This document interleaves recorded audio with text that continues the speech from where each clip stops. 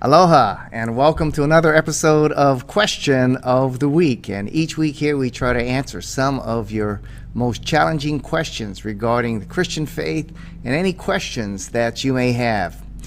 A lot of people think apologetics simply deals with, theology or areas of philosophy and Bible. But the Christian world, apologetics deals with the Christian worldview, which is an all-embracing worldview which addresses every area of the culture. And we're going to do a fun exercise today, and we're going to critique one of the blockbuster movies that has come out this year. In January, opened up with our first blockbuster movie of the year, Wonder Woman 1984. Now, this series stars a Israeli actress, Gal Gadot, and it has been one of the most popular films of all time and is also one of the most talked about on social media. Now, the first Wonder Woman movie debuting in 2017 was a top movie, bringing in over $100 million on its opening night. And the recent movie, Wonder Woman 1984, takes us back to the 80s, and it did just as well, even during this time of COVID-19 lockdown. And most movies with female lead actresses do not do as well as movies with male lead actors. However, Wonder Woman breaks the mold.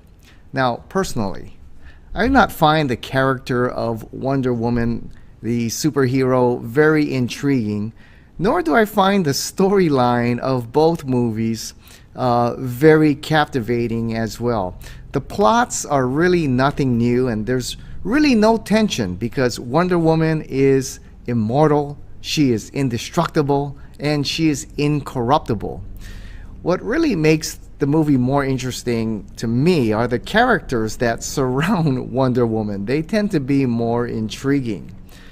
But why then do we love Wonder Woman? What is our fascination that captivates us with this fiction superhero?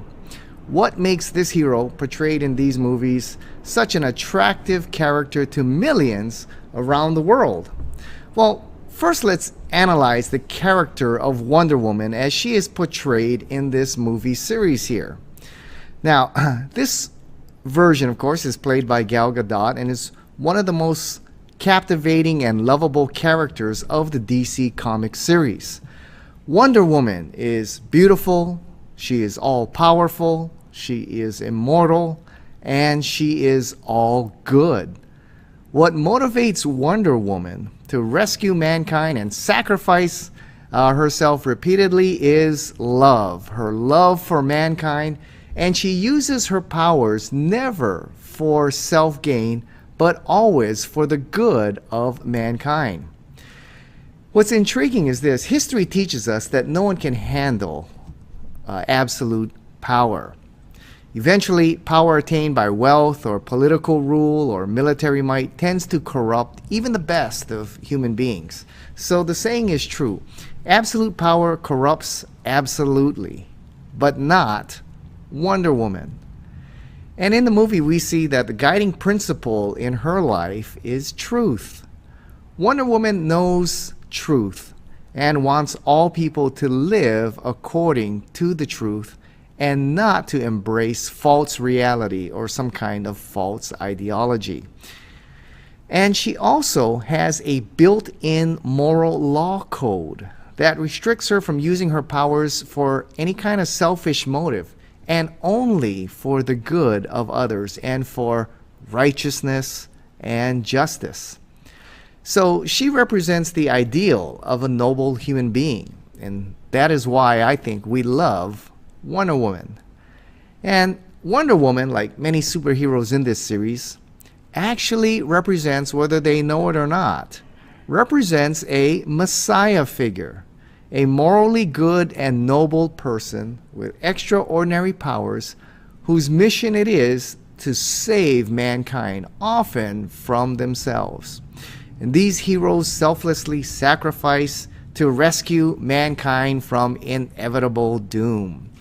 And these heroes, actually, whether knowing it or not, actually reflect the historical Messiah, Jesus Christ.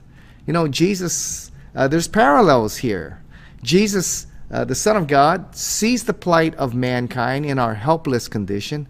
He leaves heaven to enter into our fallen world and enter into our struggle and suffer alongside us.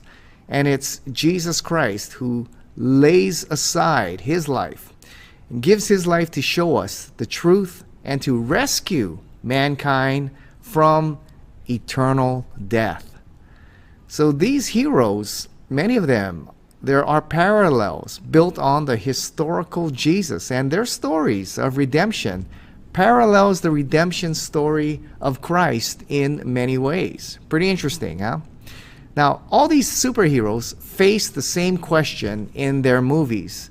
And the question is, why rescue mankind? Mankind is not worthy of them or their great sacrifice, nor will mankind appreciate their sacrifice. Why rescue mankind? And Wonder Woman, we see, lives in a pristine paradise on a secret island here with the Amazon woman, secluded from the rest of the world, which is in turmoil. And the Amazon women wish to remain that way. They wish to be secluded because they do not see mankind as worthy of their service and redemption. And Diana's mother teaches Diana that mankind shows a basic tendency for selfishness, driven by greed, selfish ambition, and power. And no matter what she may do to fight against evil, mankind will always revert to his selfish, greedy desires, and going to end up in the same situation again and again and again. And so war and conflict will continually arise and always be a part of humanity and human history. So the question they struggle with is, why rescue mankind? Is mankind worth redeeming? And it's the same question you see throughout these superhero series here. It's the same question that's asked of Superman. It's the same question that's asked of Charles Xavier. Same question asked of Batman and Optimus Prime of the Transformers. It's a question that they must answer. Why is mankind worth saving here?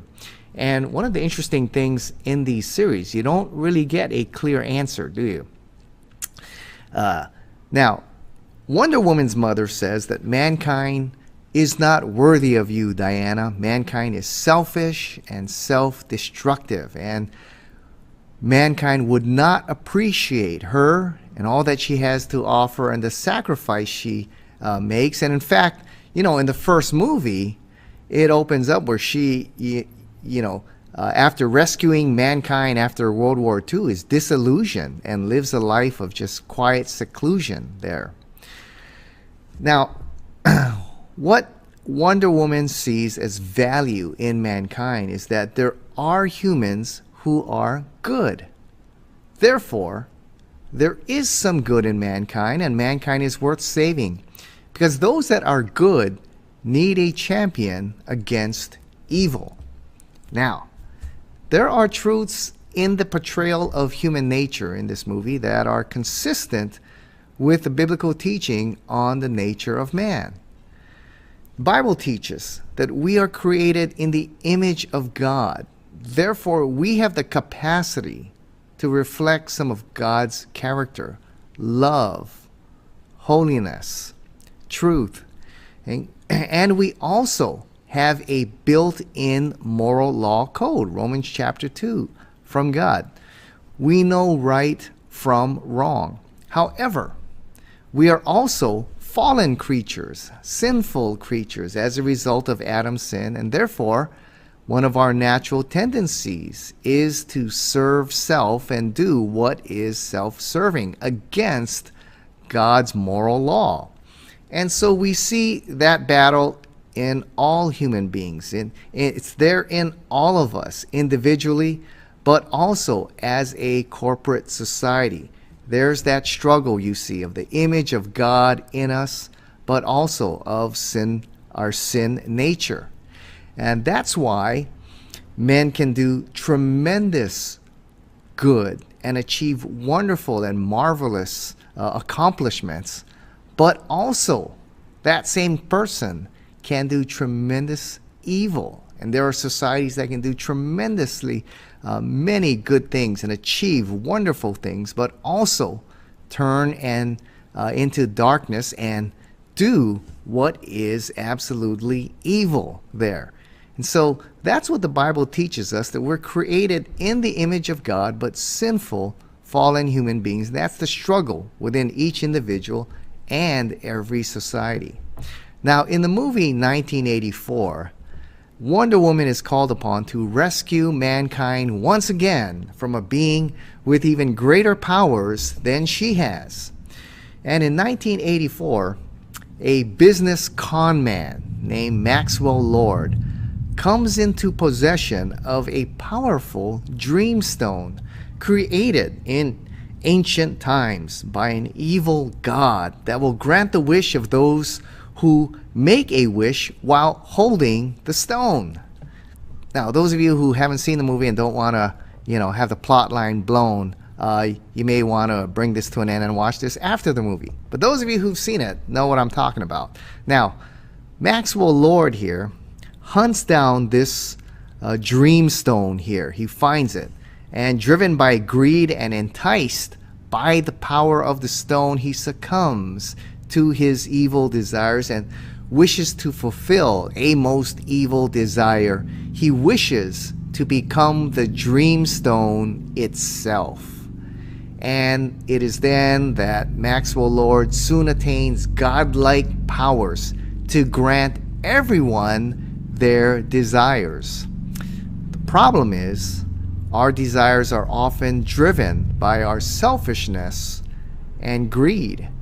Therefore, granting people their wish fulfills their selfish desires, which in the end becomes self-destructive. And however, the wish granted comes with a price.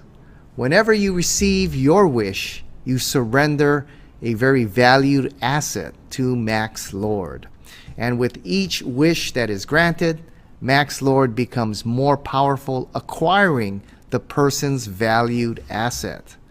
And as each wish is granted, he becomes more and more powerful, but he himself becomes enslaved to his greed and becomes the embodiment of evil. As each person receives their wish, instead of happiness, more chaos and destruction are unleashed on the world, and civilization becomes an absolute nightmare as each people is living out their own selfish desire. So instead of getting a utopia, we end up getting a nightmare. And eventually, if all people's wishes are granted, mankind will eventually self-destruct. Now, the only way to end the reign of terror is for each person to renounce their wish and sacrifice their desire for the good of mankind. And the process of redemption, of course, must begin with our hero, Wonder Woman, who must renounce the only thing that she has really ever wanted, the only thing that has ever brought her true happiness in the world. And that is her old boyfriend from 40 years ago, who has been resurrected from the dead, mistakenly, when she made that wish, holding the dreamstone. So he's come back to life now after he died about 40 years ago, and they fall in love again. And she knows, however, that if she wants to keep him, her great powers as Wonder Woman will begin to diminish.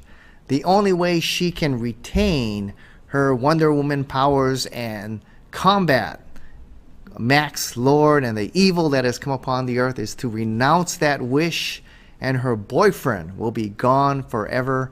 But then she can attain her Wonder Woman status and battle evil. And that's the conflict that she goes through. But inevitably, because she's Wonder Woman and all good, she renounces her wish and retains her power and becomes the powerful Wonder Woman to combat Max Lord and the powers of evil that has arisen.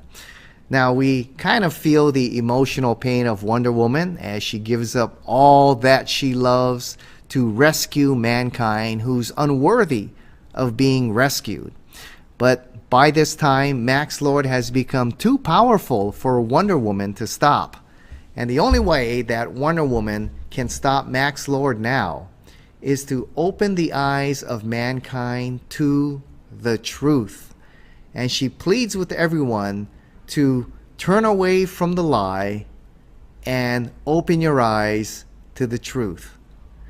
And she pleads and tells everyone that they have bought into a lie and they must renounce the lie now and see true reality, see the truth. And when mankind sees the truth, that in attaining their wish, they have become enslaved to an alien power that now holds them captive. And mankind's only redemption now is to turn to the truth and renounce the lie. And in the end, Wonder Woman is able to convince mankind of her message, and the curse brought by Max Lord begins to reverse. And eventually, Max Lord, his love for his child and the danger he has put his child in, awakens him to the danger and evil and destruction that he has caused, and eventually he renounces his wish and he is released from the evil power of the stone there. Now, we see some parallels here between the redemption story here in Wonder Woman and the redemption story we see in the Gospels of Jesus Christ. Kind of think once you start seeing and analyzing this movie, you're going to see those parallels, that they have similar redemption stories. Every movie has a redemption story, and this one, there are elements that parallel the gospel story of Christ. So whether it was intended to or not, the redemption story parallels the story of the Gospels, right? Adam and Eve sought to fulfill their selfish desire and become a god unto themselves. And as a result, sin entered into the world. And as each descendant of Adam and Eve sought to attain their selfish desire, mankind suffered the effect and fell captive to an alien power of sin and eternal death. Redemption required the arrival of an all-powerful, all-good, and immortal hero who would give up all he had to rescue mankind from their bondage and eventual eternal self-destruction.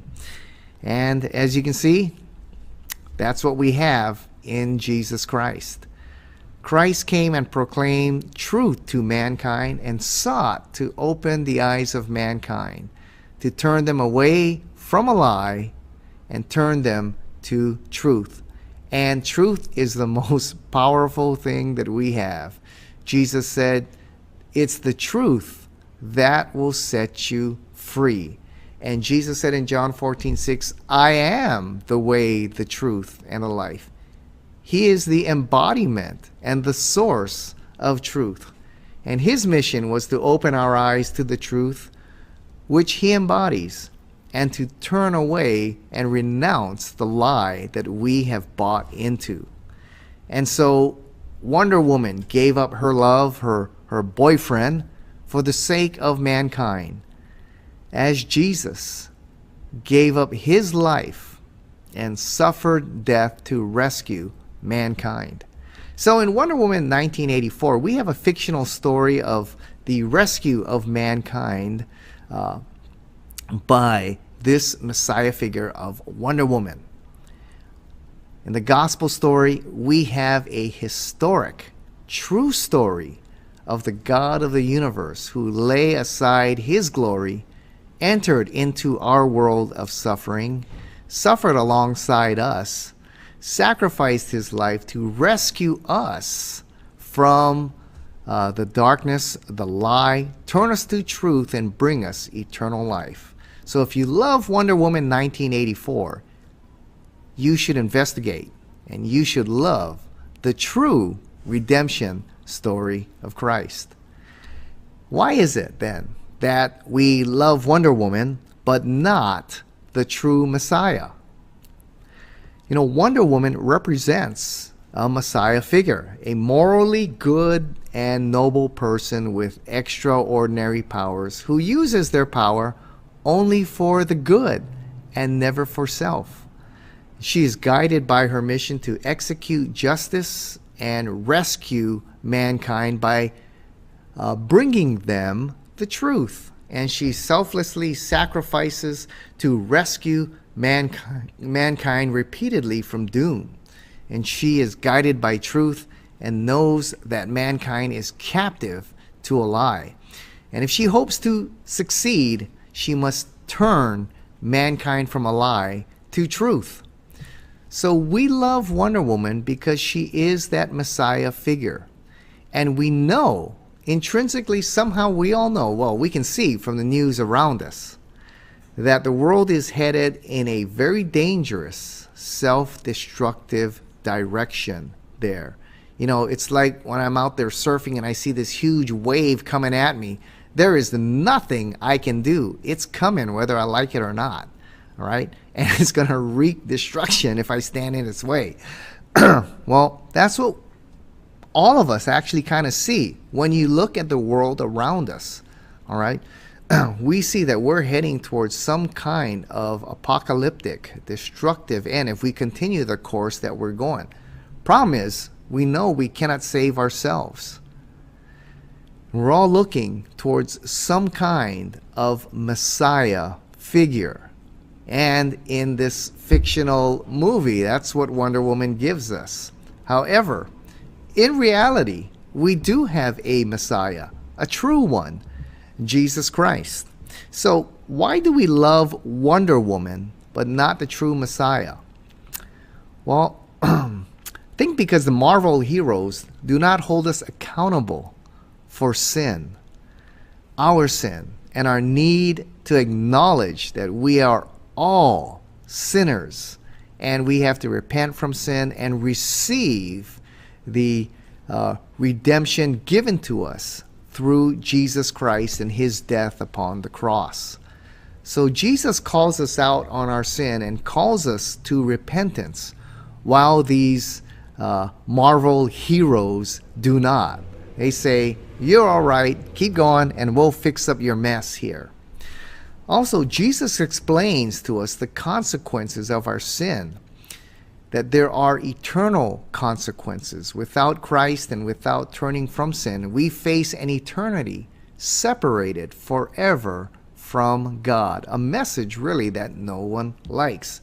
But there are no eternal consequences with these Marvel heroes. We get rescued really for free. So perhaps those are some reasons why we love Wonder Woman, but not the true Messiah. Well, we love Wonder Woman because she embraces the ideals of the hero, the all-good, all-powerful, all-loving. And in Wonder Woman, we have a Messiah figure that there are some parallels to the true Messiah. But remember, this is a fictional character here. In Jesus, we have an all-powerful Messiah who is all good and embodies truth, but one who freely chose to withhold the use of his divine attributes so that he could come in a form that we could comprehend and relate to, and one who could suffer and go through the things that we do. So there are parallels between Wonder Woman and the historical Messiah, and parallels between the movie and the historical account of the Gospels. However, the gospel message of Christ remains a much more compelling, because it is indeed the true story of the redemption of mankind. Well, I hope you enjoyed this movie critique, and we'll do more of these as more significant blockbuster movie comes on, which generate great discussion. And I hope you see how the Christian worldview applies to all arenas of the culture. And if you know how to watch a movie, and we'll do a series sometime on how to watch a movie, you can do a good critique from a biblical perspective here and generate some great analysis and discussion. So I hope you enjoyed our time here on Question of the Week. Keep sending your questions here to pat@evidenceandanswers.org, and we'll tackle some of your questions each week here on Question of the Week.